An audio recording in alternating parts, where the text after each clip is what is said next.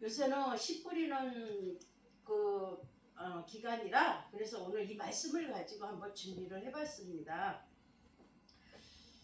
성도 여러분, 마태복음 13장은 이른바 천국 비유장이라고 해도 말씀드립니다. 천국 비유장입니다. 그러니까 우리가 살아가는 이 세상을 바라보며 때때로 답답하고 이해할 수 없는 일들이 참 많습니다. 왜? 하나님의 사람들은 고난을 받고 이토록 악한 일들이 가득할까? 왜 선하게 살려는 사람들한테는 고난을 받고 오히려 거짓과 불의를 행하는 자들이 더 잘 살까? 그래. 아마 이런 생각할 때가 있지 않습니까? 아마 이런 의문이 들 때가 많을 거예요. 왜 목사님들이 요즘에 많이 타락해서 성도들에게 본이 되지 않고 왜 이렇게 슬픈 일들이 많을까? 참 실망하는 일들도 많을 겁니다. 근데 오늘 우리가 읽은 마태복음 13장의 본문은 바로 이러한 우리의 질문에 대한 예수님의 명확한 대답이죠. 이로이며 빛나는 소망의 메시지라고 말씀을 드립니다. 오늘 이 말씀의 배경을 이해를 한다면 알곡과 가라지의 언적 의미가 있습니다. 신약성경은 헬라어로 기록되어 있지만 그 배경이 되는 히브리어적 의미를 함께 살펴보면 예수님의 비유를 더욱 깊이 이해할 수 있게 했습니다. 알곡, 밀이라고 합니다. 밀, 헬라어로 시토스라고 합니다. 곡식, 주로 밀을 의미합니다. 그것은 하나님의 나라의 자녀로 상징합니다. 본문 38절에 좋은 씨는 스페르마 칼론으로 쓰여져 있습니다. 천국의 아들들을 그 자손을 의미하기도 합니다. 여러분, 가라지, 독보리, 독성을 가졌는데 이 가라지 독보리는 독성을 가졌는데 곰팡이가 기생해서 이렇게 사람이 먹으면 그 현기증 나고 막 구토도 하고 이게 마비 증세가 오면서 생명을 잃을 수도 있다라는 정보가 있습니다. 여러분, 그것은 이 독보리는 이제 지자원이라고 하는데 자랄 때는 밀과 겉모습이 거의 똑같아서 구분하기 힘든 잡초 독보리를 말하고 있습니다. 알곡과 가라지는 밀과 섞여 자라며 농사를 망치는 악성 잡초를 일컫는 단어입니다. 지자니온이라는 이 단어 자체가 이 히브리어 아랍어 계통이 단어에서 유래된 것으로 보입니다. 밭에 죄송합니다. 예수님께서는 무리를 떠나 집으로 들어가셨고 제자들이 종용이 예수님께 나와왔습니다. 그리고 밭에 가라지 비유를 우리에게 설명하여 주소서라고 제자들이 요청합니다. 예수님은 이 비유를 통해 우리가 살아가는데 영적 현실과 그 끝에 있을 하나님의 완벽한 계획을 보여주고 있습니다. 오늘 말씀을 통해 영적 교훈을 한번 여러분과 함께 나눠보고자 합니다. 예수님의 비유는 그 비유만 아니라 현실로 존재했던 농업 그런 보복의 형태라고 볼 수 있습니다. 현실에 있었던 일입니다. 그러면 어떻게 오늘 이 비유에 대해서 어떻게 예수님이 비유로 말씀하셨는가? 첫째는 마태복음 13장 34절 35절까지 읽었습니다만 첫째는 비유는 구약의 예언의 성취 메시아임을 증명합니다. 가장 직접적인 이유는 구약 성경의 예언을 이해하기 위해서입니다. 마태복음 13장 13절은 구약의 시편 78편 2절에 내가 입을 열어 비유로 말하며 예로부터 감추어졌던 그것을 드러내려 하니 라고 인용한 것입니다. 마태는 예수님의 생애와 사역이 단순히 우연이 아니라 하나님께서 옛 선지자들을 통해 약속하신 메시아의 모습 그대로임을 강조하고 있어요. 여러분, 즉 예수님께서 비유로 가르치신 것 자체가 그분이 바로 하나님이 보내신 그리스도 메시아이심을 증명하는 강력한 증거라가 됩니다. 두 번째, 우리 주님은 세상에 심으신 좋은 알곡씨입니다. 이 세상에는 우리 주님께서는 알곡씨를 좋은 씨를 갖다 뿌렸습니다. 본문 37절과 38절에 보면은 좋은 씨를 뿌리는 이는 인자요, 밭은 세상이요, 좋은 씨는 천국의 아들들이라고 말씀하고 있습니다. 예수님은 세상을 밭이라고 부르셨습니다. 그리고 우리를 가리켜 구원받은 자들, 좋은 씨, 즉 천국의 아들들이라고 하셨습니다. 농부가 밭에 씨를 뿌릴 때는 분명한 목적과 기대가 있습니다. 왜냐하면 그 기대는 뭐겠어요? 열매입니다. 열매. 농부가 씨를 뿌릴 때는 분명코 기대하는 목적이 없으면 씨 뿌릴 이유가 없습니다. 분명히 뿌리는 이유가 있습니다. 그것은 아름다운 열매를 걷기 위한 것입니다. 여러분, 지금 속에 있는 가정, 여러분의 속해 있는 가정과 직장과 학교와 또 사회, 우연히 던져진 곳이 아닙니다. 여러분이 그런 곳에 예수 그리스도께서 생명의 열매와 사랑의 열매를 맺게 하시려고 여러분을 그곳에 믿음의 씨를 뿌려 주신 겁니다. 아멘.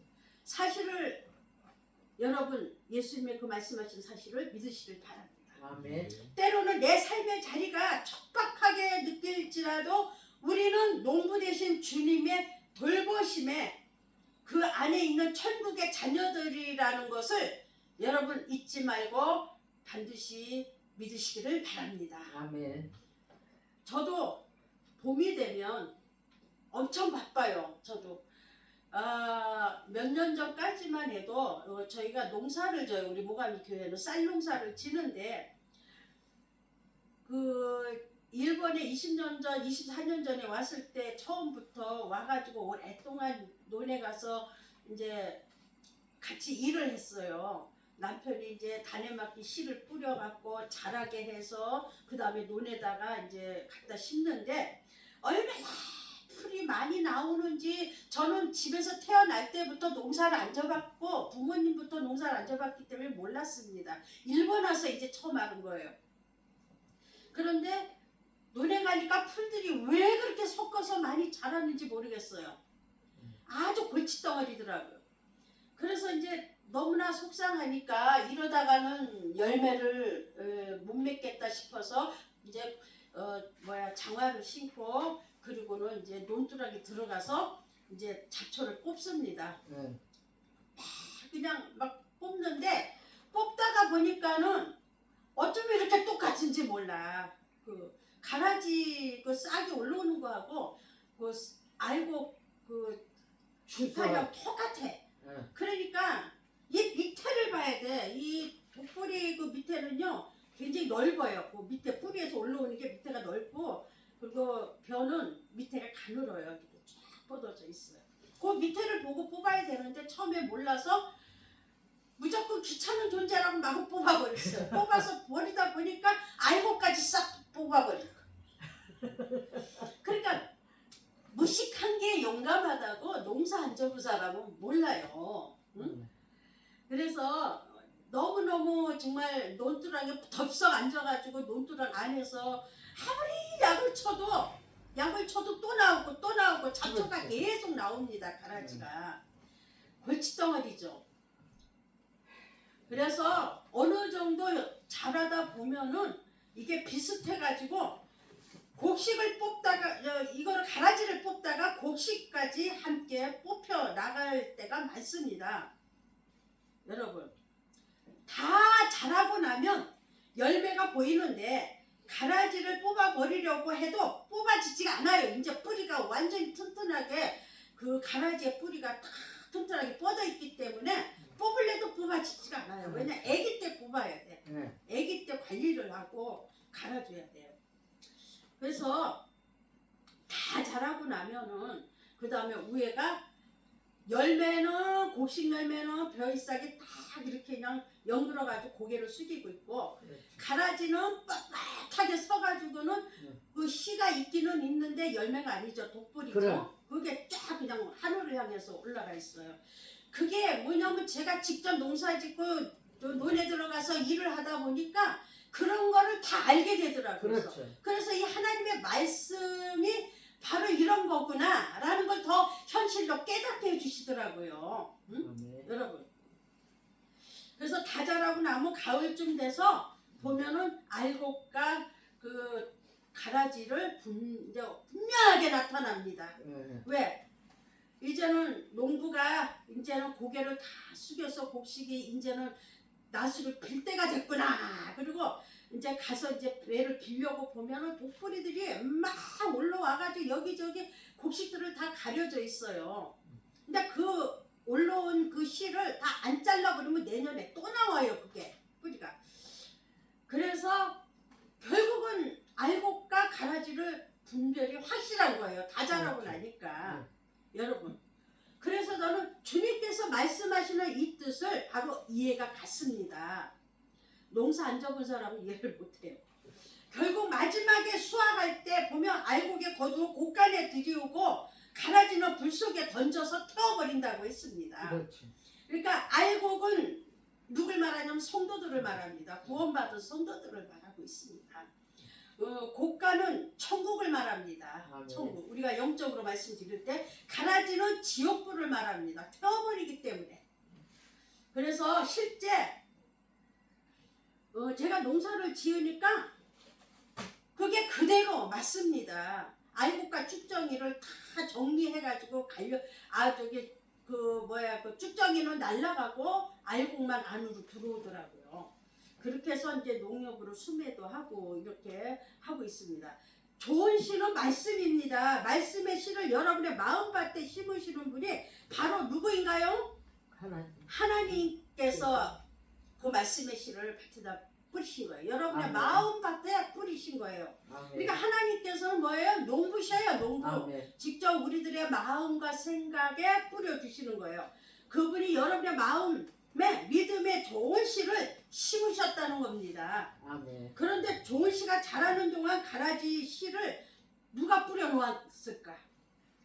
분명히 우리가 농부가 씨를 논에다가 좋은 씨를 뿌렸고 했는데 가라지는 절대 심은 적이 없습니다. 근데 어느 날 보니까 비도 주고 태풍도 맞고 이제 물속에서 양분을 먹고 잘 자라다 보니까 이게 그냥 그 가라지가 심지도 않았는데 분명히 가라지가 엉뚱하게 나오는 거예요. 그게 누가 뿌려놨을까요? 같이 자라는 거예요. 같이. 조금이라도 방심하면 마귀가 우리의 심령에 악을 뿌립니다. 그리고 독뿌리 같은 교만의 씨가 올라와 여러분과 저의 마음에 그 깊은 내면적인 깊은 마음의 밭에 뿌려지게 되고 그리고 우리의 영적인 신앙이 자라지 못하게 방해를 합니다. 아멘. 주님께서 심어주시는 마음밭에는 항상 관리를 잘 하셔야 돼요. 마귀에게 틈을 주지 말라고 주님 말씀하셨습니다. 아멘. 관리는 영적으로 사탄이 틈을 타지 못하게 영적 신앙으로 완전히 굳게 서서 관리를 잘 해야 된다는 겁니다. 세 번째, 가라지의 존재를 이상하게 여기지 말고 인내하라고 하셨습니다. 아멘. 예수님은 38절 하반절에 보니까 39절에 38절 39절 그러니까 가라지는 악한 자의 아들들이여 가라지를 뿌린 자는 원수 마귀라고 했습니다. 아멘. 원수 마귀. 농부가 좋은 씨를 심었지만 사람들이 잘 때 원수가 와서 가라지를 덧뿌리고 갔다고 했습니다. 이것이 우리가 사는 세상의 현실입니다. 세상에는 천국의 아들들만 있는 것이 아닙니다. 원수 마귀가 뿌린 악한 자의 아들들 즉 가라지가 함께 자라고 있다는 겁니다. 여러분의 가정에도 함께 자라고 있습니다. 여러분이 산 교회도 가라지가 함께 자라고 있습니다. 사회, 직장, 어느 곳이든 항상 이 좋은 씨만, 좋은 열매만 맺는 게 아니에요. 원수 같은 그런 가라지도 같이 함께 섞여서 자라고 있다는 것을 여러분이 기억하시기를 바랍니다. 여러분, 원수 마귀가 뿌린 악한 자의 아들들, 즉 가라지가 함께 자라고 있는데요. 가라지는 밀과 겉모습이 매우 비슷해서 처음에는 구별하기가 어렵습니다. 밀의 양분을 전부 빼앗아 먹고 우리의 영적인 신앙을 자라지 못하게 곳곳에 뿌리를 마구 내립니다. 참 그 뿌리의 그 가라지의 뿌리를 뽑아내려고 하면은 여러분들이 해삼의 고통 없이는 그 독뿌리의 그 뿌리, 가라지의 뿌리를 뽑아내기가 쉽지 않습니다. 여러분, 그러니까 그 원수 마귀가 뿌려놓은 독뿌리, 우리가 영적으로 육적인 생각과 마음과 육적인 모든 제약들이 다 내 심령을 사로잡고 있을 때는 거기서 빠져나오기가 힘들어요. 그럴 때는 우리는 어떻게 해요? 예수 그리스도의 십자가의 능력으로 우리는 그것을 해결할 수 있는 거예요. 예수님의 보혈의 십자가가 우리의 마음에 깊이 뿌리를 내는 악한 모든 사단이 뿌려놓은 씨앗들, 그 뿌리를 다 뽑아낼 수가 있습니다. 여러분, 가라지는 밀과 겉모습이 매우 비슷해 처음에 구별하기 어렵지만 밀의 양분을 다 빼서 우리의 영적인 신앙이 모두 성장하지 못하게 다 가로막고 있습니다. 오늘날 교회 안에서 마귀, 원수인, 알곡, 신자와 함께 자라고 있습니다. 그래서 영적인 질, 양분을 다 빼앗아 버려요. 그래서 우리의 믿음이 그냥 흔들흔들거리고 이것도 아니고 저것도 아니고 어렵고 힘들면은 그냥 이리 갔다 저리 갔다 인매 왼수들이 왜 이렇게 많아? 왜 이렇게 나를 찌르는 사람이 많고 나를 해하는 사람이 이렇게 많아? 왜 나는 가만히 있는데 나를 갖다 자꾸만 가시 갖다 쿡쿡 찔러? 그러면서 그 원수들을, 나를 힘들게 하는 그 원수들을 생각하면 원망할 때가 많을 겁니다. 여러분, 인생 살아가면서 그런 일들을 누구나가 다 겪습니다. 그렇지만 여러분 걱정하지 마십시오. 우리는 영적으로 신앙이 잠잘 때에 사단이 와서 우리의 마음판에 이 독뿌리를 뿌리고 갑니다. 그리고 우리는 영적으로 깨어 있어야 할 이유는 뭐냐면 기도, 성경, 말씀, 봉사, 헌신, 신앙생활이 막 나태할 때에 그런 상태가 일어나는 거예요.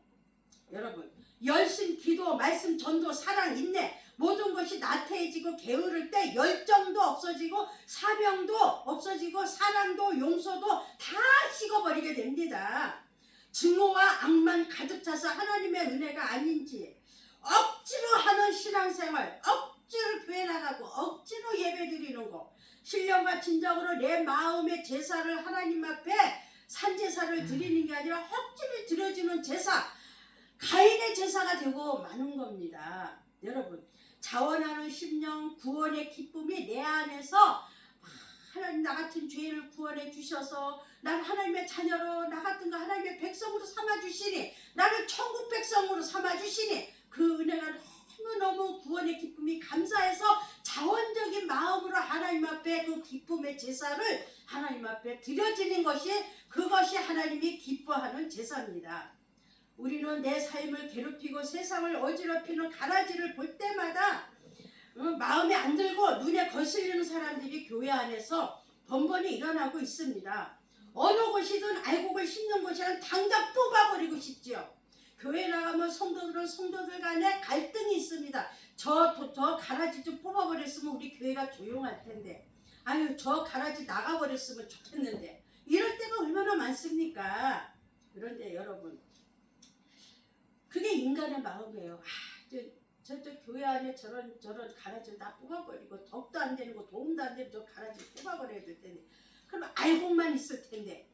여러분, 염소와 양은요 왜 섞어 놓는지 알아요? 나태해지기 때문에 양과 염소는 같이 섞어 놓는 이유가 있어요. 자꾸 뿔로 박아야지, 받아야만이 이 양이 정신을 번쩍 차리고 여러분 더 성장하는 거예요.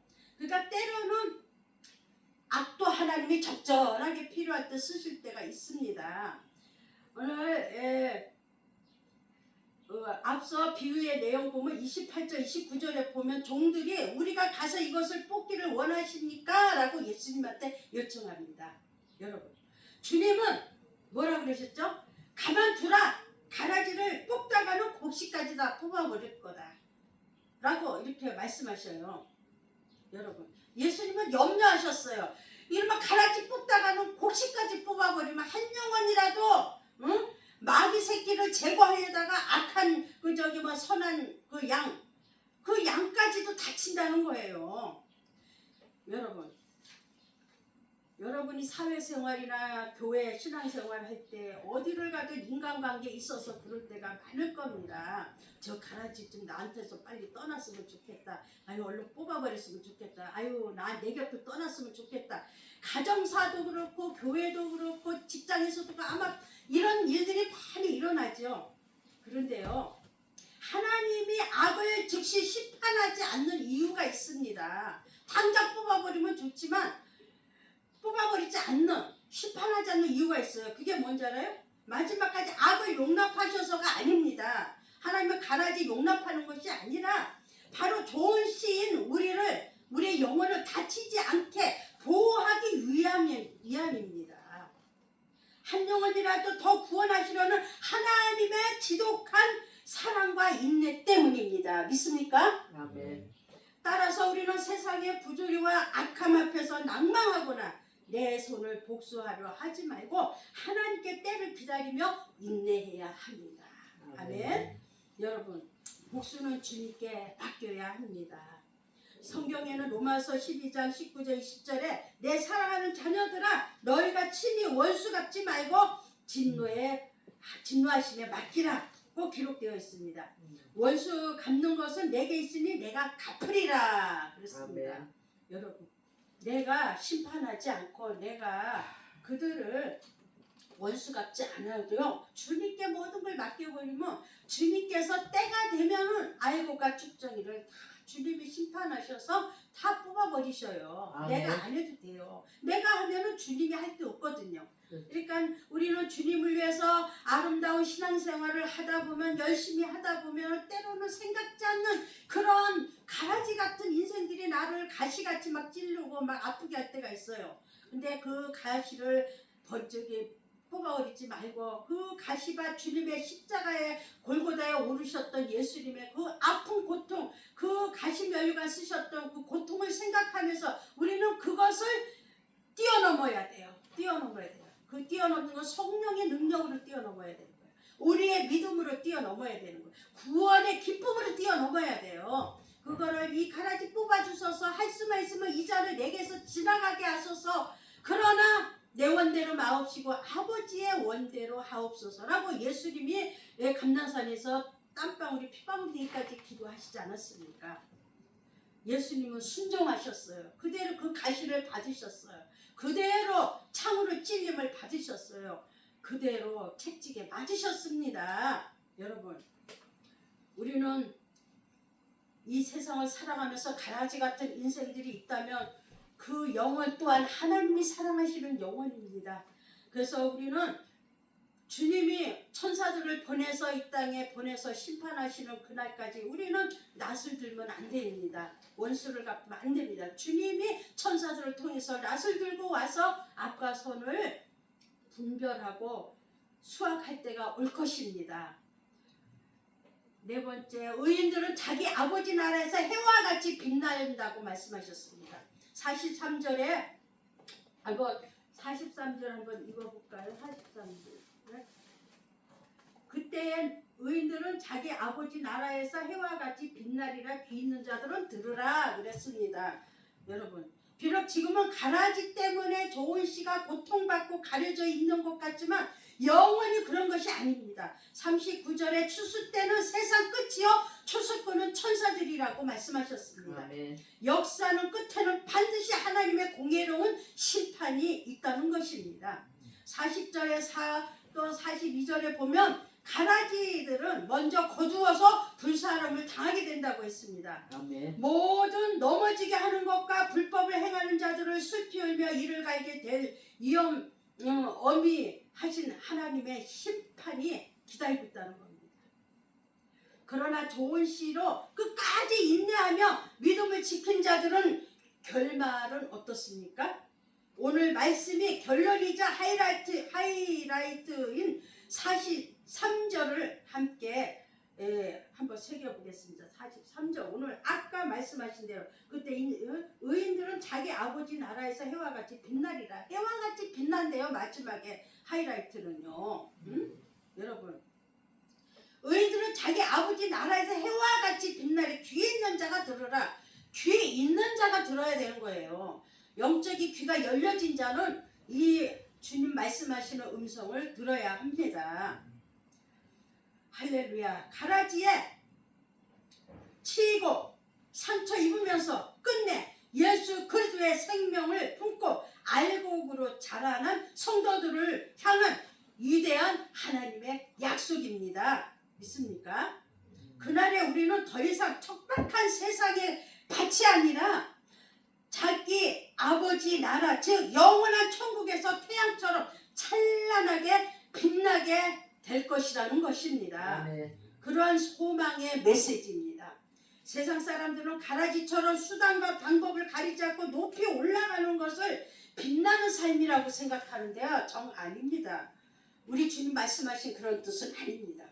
그러나 성경이 말하는 진짜 빛나는 삶은 묵묵히 하나님의 자녀답게 예수님의 성품을 닮아가며 생명의 열매를 맺는 삶을 말씀하고 있습니다. 아멘. 믿습니까?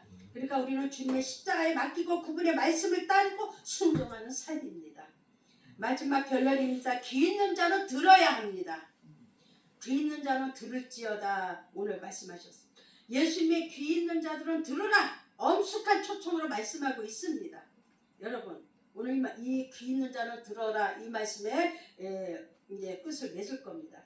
영적으로 깨어 있는 자는 주의 음성을 들어야 합니다.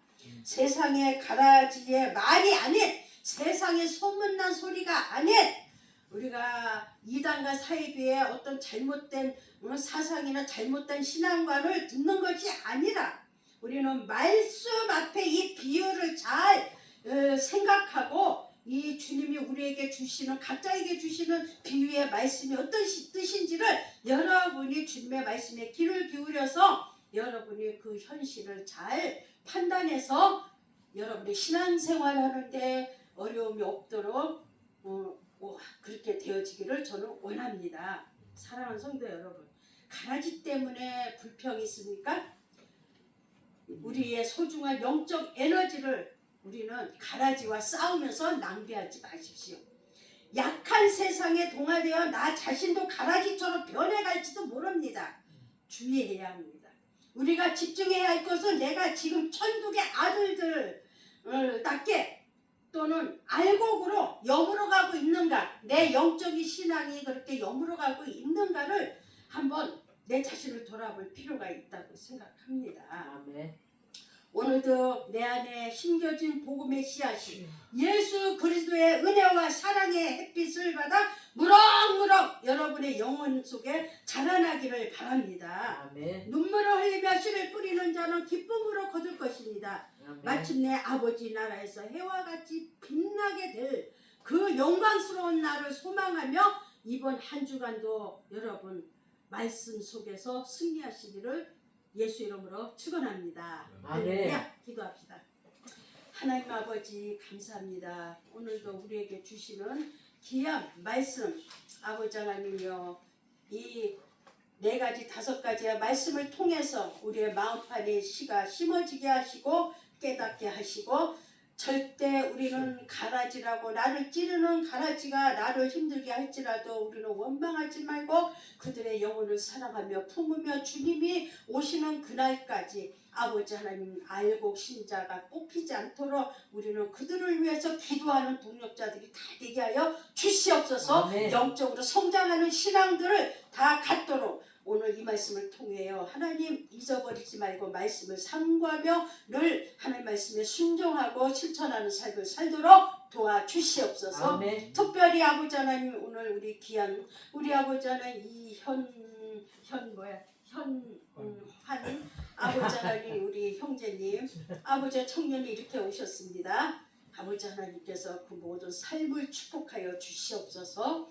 이렇게 하나님께서 잘 자라게 하시고 이렇게 하나님 아버지 은혜 가운데서 또다시 20년 만에 만나게 하셨고 아름다운 결실을 또 이렇게 맺어서 오게 하신 그 은혜에